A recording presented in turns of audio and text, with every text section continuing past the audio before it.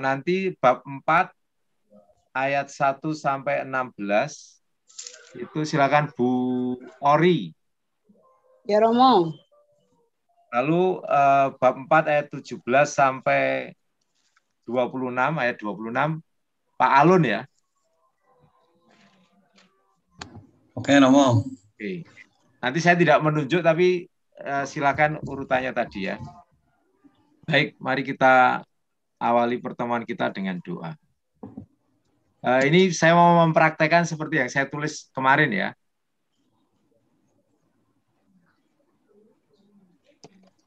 Kita anggap mulai dari sekarang. Saudara-saudari terkasih, salam damai dan kasih Kristus. Salam paripurna.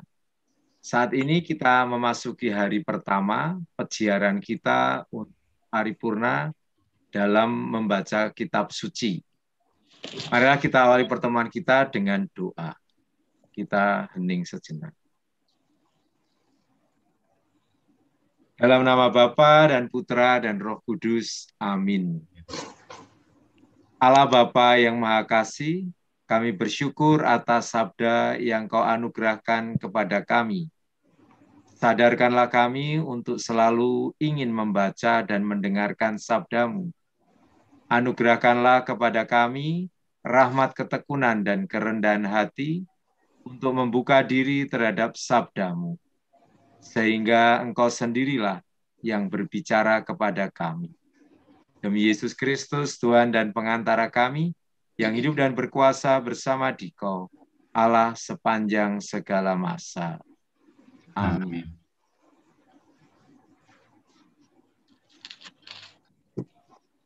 Allah menciptakan langit dan bumi serta isinya.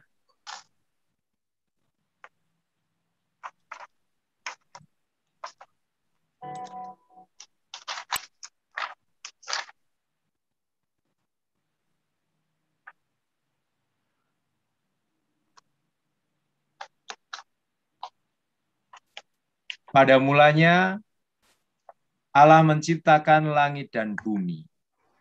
Bumi belum berbentuk dan kosong. Gelap gulita menutupi samudera raya, dan roh Allah melayang-layang di atas permukaan air. Berfirmanlah Allah, jadilah terang, lalu terang itu jadi. Allah melihat bahwa terang itu baik, lalu dipisahkannyalah terang itu dari gelap. Dan Allah menamai terang itu siang, dan gelap itu malam. Jadilah petang dan jadilah pagi, itulah hari pertama. Berfirmanlah Allah, jadilah cakrawala di tengah segala air untuk memisahkan air dari air. Maka Allah menjadikan cakrawala dan ia memisahkan air yang ada di bawah cakrawala itu dari air yang ada di atasnya. Dan jadilah demikian. Lalu Allah menamai cakrawala itu langit. Jadilah petang dan jadilah pagi, itulah hari kedua. Berfirmanlah Allah, hendaklah segala air yang di bawah langit berkumpul pada satu tempat, sehingga kelihatan yang kering. Dan jadilah demikian. Lalu Allah menamai yang kering itu darat, dan kumpulan air itu dinamainya laut. Allah melihat bahwa semuanya itu baik. Berfirmanlah Allah, hendaklah tanah menumbuhkan tunas-tunas muda, tumbuh-tumbuhan yang berbiji, segala jenis pohon buah-buahan yang menghasilkan buah yang berbiji, supaya ada tumbuh-tumbuhan di bumi. Dan jadilah demikian. Tanah itu menumbuhkan tunas-tunas muda, segala jenis tumbuh-tumbuhan yang berbiji, dan segala jenis pohon-pohonan yang menghasilkan buah yang berbiji. Allah melihat bahwa semuanya itu baik. Jadilah petang dan jadilah pagi, itulah hari ketiga. Berfirmanlah Allah, jadilah benda-benda penerang pada cakrawala untuk memisahkan siang dari malam. Biarlah benda-benda penerang itu menjadi tanda yang menunjukkan masa-masa yang tetap dan hari-hari dan tahun-tahun. Dan sebagai penerang pada cakrawala, biarlah benda-benda itu menerangi bumi. Dan jadilah demikian. Maka Allah menjadikan kedua benda penerang yang besar itu, yakni yang lebih besar untuk menguasai siang, dan yang lebih kecil untuk menguasai malam, dan menjadikan juga bintang-bintang. Allah menaruh semuanya itu di cakrawala untuk menerangi bumi, dan untuk menguasai siang dan malam, dan untuk memisahkan terang dari gelap. Allah melihat bahwa semuanya itu baik. Jadilah petang dan jadilah pagi. Itulah hari keempat. Berfirmanlah Allah, hendaklah dalam air berkeriapan makhluk yang hidup, dan hendaklah burung beterbangan di atas bumi melintasi cakrawala. Maka Allah menciptakan binatang-binatang laut yang besar dan segala jenis makhluk hidup yang bergerak, yang berkeriapan dalam air, dan segala jenis burung yang bersayap. Allah melihat bahwa semuanya itu baik. Lalu Allah memberkati semuanya itu, firman-Nya. Berkembang biaklah dan bertambah banyaklah, serta penuhilah air dalam laut, dan hendaklah burung-burung di bumi bertambah banyak. Jadilah petang dan jadilah pagi. Itulah hari kelima.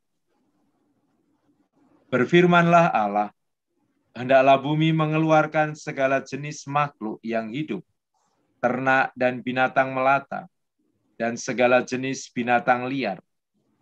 Dan jadilah demikian.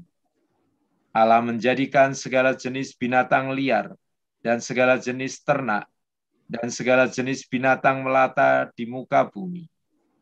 Allah melihat bahwa semuanya itu baik. Berfirmanlah Allah, baiklah kita menjadikan manusia menurut gambar dan rupa kita, supaya mereka berkuasa atas ikan-ikan di laut dan burung-burung di udara, dan atas ternak dan atas seluruh bumi, dan atas segala binatang melata yang merayap di bumi. Maka Allah menciptakan manusia itu menurut gambarnya. Menurut gambar Allah diciptakannya dia. Laki-laki dan perempuan diciptakannya mereka.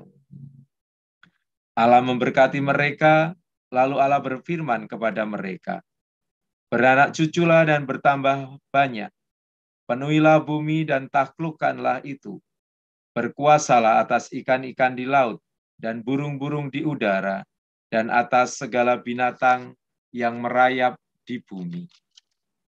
Berfirmanlah Allah, lihatlah, aku memberikan kepadamu segala tumbuh-tumbuhan yang berbiji di seluruh bumi, dan segala pohon-pohonan yang buahnya berbiji. Itulah yang akan menjadi makananmu. Tetapi kepada segala binatang di bumi, dan segala burung di udara, dan segala yang merayap di bumi yang bernyawa, kuberikan segala tumbuh-tumbuhan hijau menjadi makanannya. Dan jadilah demikian. Maka Allah melihat segala yang dijadikannya itu sungguh amat baik. Jadilah petang dan jadilah pagi.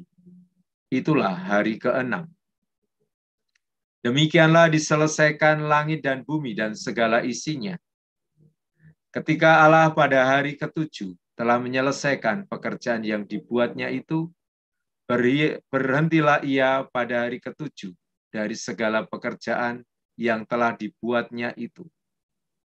Lalu Allah memberkati hari ke-7 itu dan menguduskannya, karena pada hari itulah ia berhenti dari segala pekerjaan penciptaan yang telah dibuatnya itu.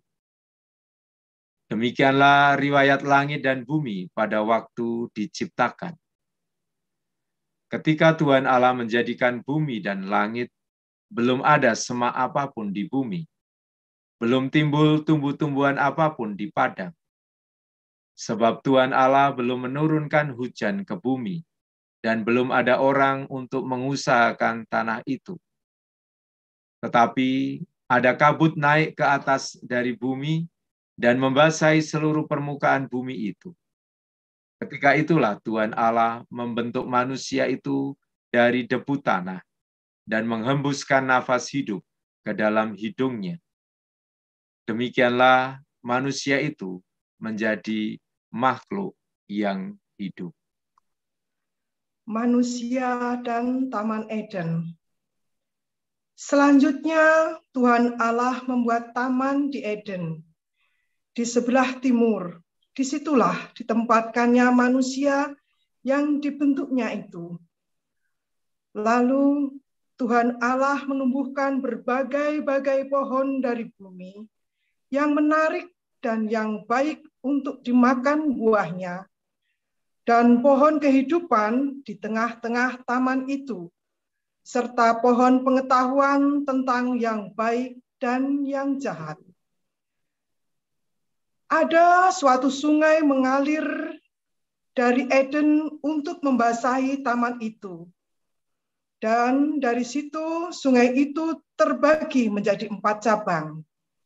Yang pertama namanya Pison, yakni yang mengalir mengelilingi seluruh tanah Hawila, tempat emas ada. Dan emas dari negeri itu baik.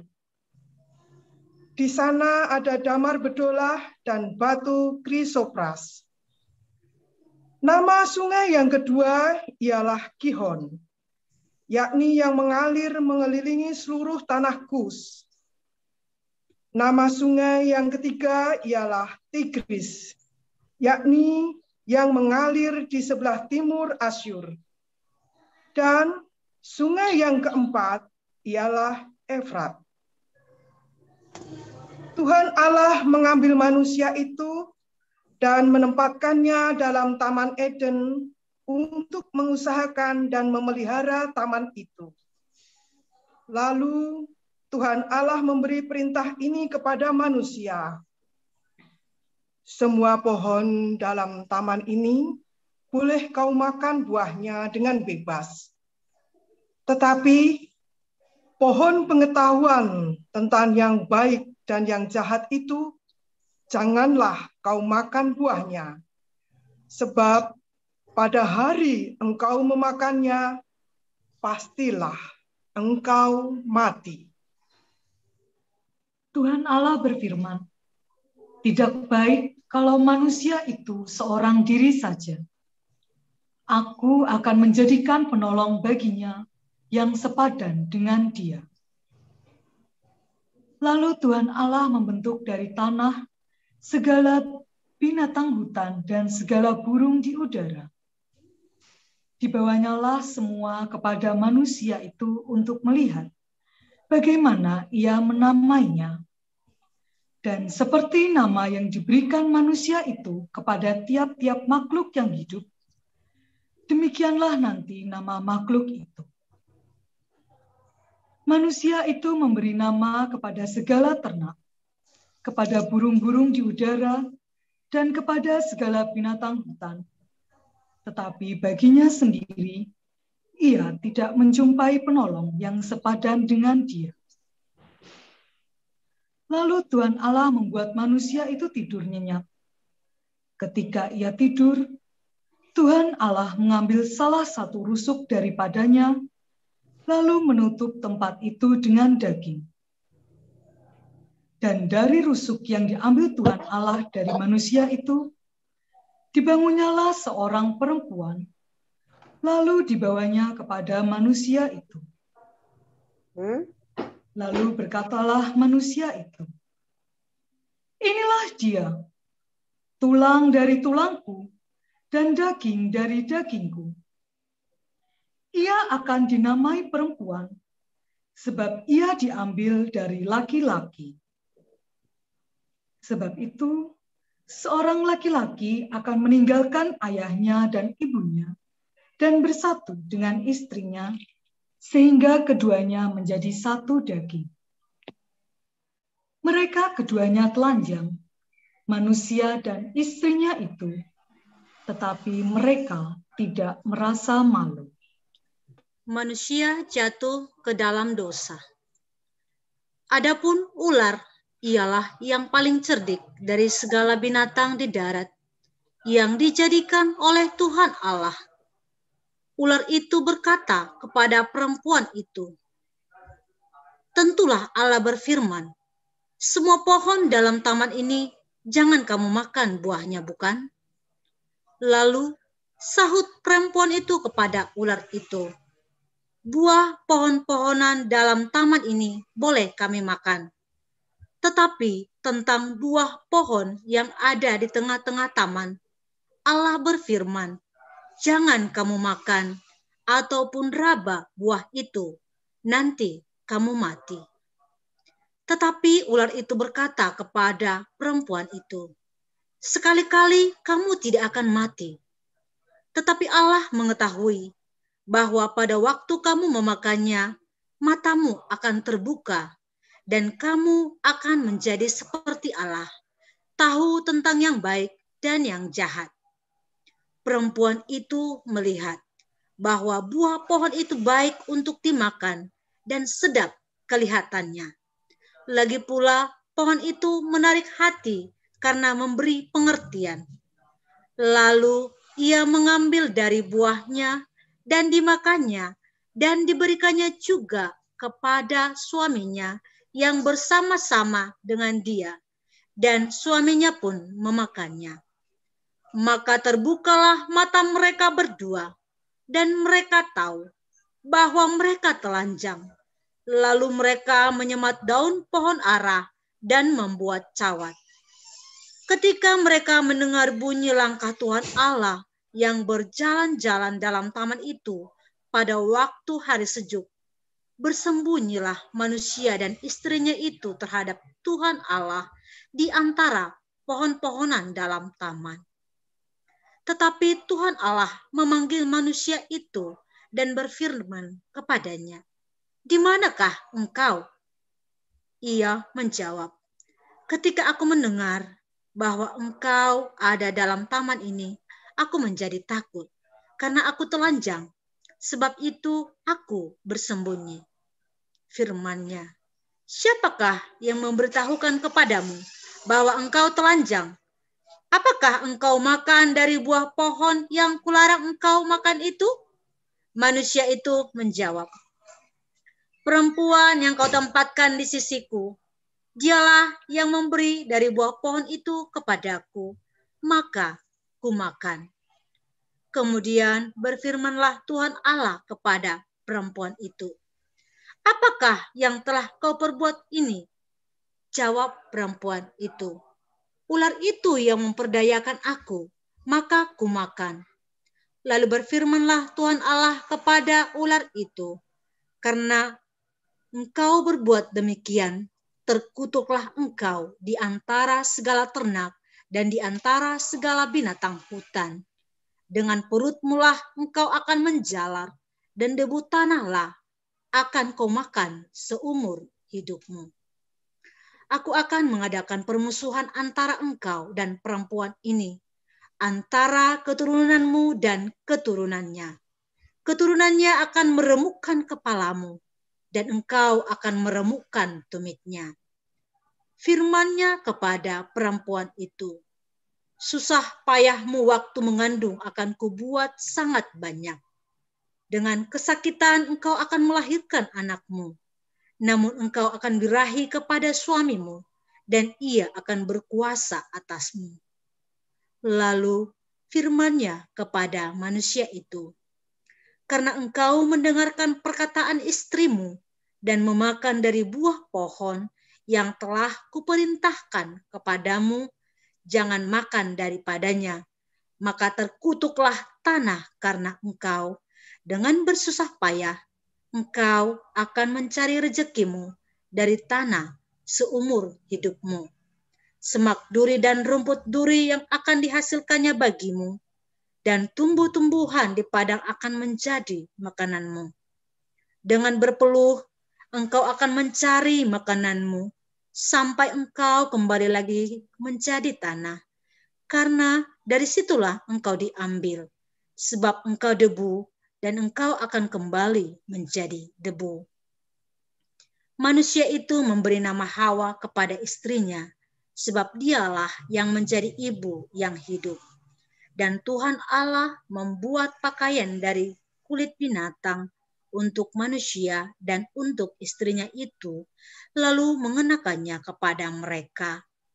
Berfirmanlah Tuhan Allah, sesungguhnya manusia itu telah menjadi seperti salah satu dari kita, tahu tentang yang baik dan yang jahat. Maka sekarang jangan sampai ia mengeluarkan tangannya untuk dan mengambil pula dari buah pohon kehidupan itu dan memakannya, sehingga ia hidup untuk selama-lamanya. Lalu Tuhan Allah mengusir dia dari Taman Eden, supaya ia mengusahakan tanah dari mana ia diambil. Ia menghalau manusia itu, dan di sebelah timur Taman Eden ditempatkannya lah beberapa kerub dengan pedang yang bernyala-nyala dan menyambar-nyambar untuk menjaga jalan ke pohon kehidupan.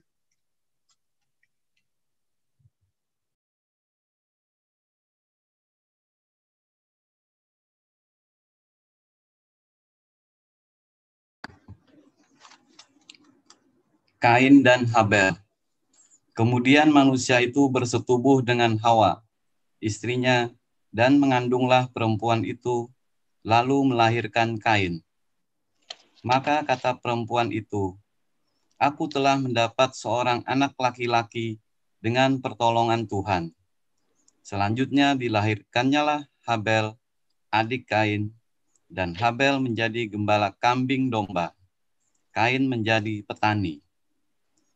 Setelah beberapa waktu lamanya, maka Kain mempersembahkan sebagian dari hasil tanah itu kepada Tuhan sebagai korban persembahan. Habel juga mempersembahkan korban persembahan dari anak sulung kambing dombanya, yakni lemak-lemaknya. Maka Tuhan mengindahkan Habel dan korban persembahan itu. Tetapi Kain dan korban persembahannya tidak diindahkannya. Lalu hati Kain menjadi sangat panas dan mukanya muram. Firman Tuhan kepada Kain, mengapa hatimu panas dan mukamu muram? Apakah mukamu tidak akan berseri jika engkau berbuat baik? Tetapi jika engkau tidak berbuat baik, dosa sudah mengintip di depan pintu. Ia sangat menggoda engkau, tetapi engkau harus berkuasa atasnya. Kata Kain kepada Habel adiknya, marilah kita pergi ke padang. Ketika mereka ada di padang, tiba-tiba Kain memukul Habel adiknya itu, lalu membunuh dia. Firman Tuhan kepada Kain, di mana Habel adikmu itu? Jawabnya, aku tidak tahu. Apakah aku penjaga adikku? Firman-Nya, apakah yang telah kau perbuat ini? Darah adikmu itu berteriak kepadaku dari tanah. Maka sekarang terkutuklah engkau, terbuang jauh dari tanah, yang mengganggakan mulutnya untuk menerima darah adikmu itu dari tanganmu. Apabila engkau mengusahakan tanah itu, maka tanah itu tidak akan memberikan hasil sepenuhnya lagi kepadamu. Engkau menjadi seorang pelarian dan pengembara di bumi. Kata Kain kepada Tuhan, hukumanku itu lebih besar daripada yang dapat kutanggung. Engkau menghalau aku sekarang dari tanah ini, dan aku akan tersembunyi dari hadapanmu. Seorang pelarian dan pengembara di bumi. Maka barang siapa yang bertemu dengan aku, tentulah akan membunuh aku. Firman Tuhan kepadanya, sekali-sekali tidak. Barang siapa yang membunuh Kain, akan dibalaskan kepadanya 7 kali lipat. Kemudian Tuhan menaruh tanda pada Kain, supaya ia jangan dibunuh oleh barang siapapun yang bertemu dengan dia. Lalu Kain pergi dari hadapan Tuhan, dan ia menetap di tanah Nod di sebelah timur Eden. Keturunan Kain dan Set dan Enos. Kain bersetubuh dengan istrinya, dan mengandunglah perempuan itu, lalu melahirkan Henok. Kemudian Kain mendirikan suatu kota, dan dinamainya kota itu Henok, menurut nama anaknya. Bagi Henok lahirlah Irak, dan Irak itu memperanakkan Mehuyael, dan Mehuyael memperanakkan Metusael, dan Metusael memperanakkan Lamek. Lamek mengambil istri 2 orang, yang satu namanya Ada, yang lain Zila. Ada itu melahirkan Yabal. Dialah yang menjadi bapa orang yang diam dalam kemah dan memelihara ternak. Nama adiknya ialah Yubal.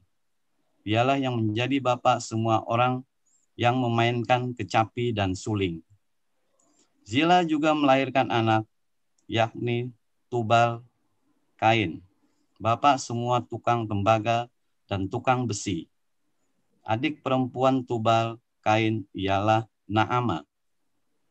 Berkatalah Lamek kepada kedua istrinya itu, Ada dan Zila, dengarkanlah suaraku. Hai istri-istri Lamek, pasanglah telingamu kepada perkataanku ini. Aku telah membunuh seorang laki-laki karena ia melukai aku, membunuh seorang muda karena ia memukul aku sampai bengkak. Sebab jika Kain harus dibalaskan 7 kali lipat, maka Lamek 77 kali lipat. Adam bersetubuh pula dengan istrinya, lalu perempuan itu melahirkan seorang anak laki-laki dan menamainya Set. Sebab katanya, Allah telah mengaruniakan kepadaku anak yang lain sebagai ganti Habel, sebab Kain telah membunuhnya. Lahirlah seorang anak laki-laki bagi Set juga, dan anak itu dinamainya Enos. Waktu itulah orang mulai memanggil nama Tuhan. Demikianlah firman Tuhan. Syukur kepada Allah. Marilah berdoa.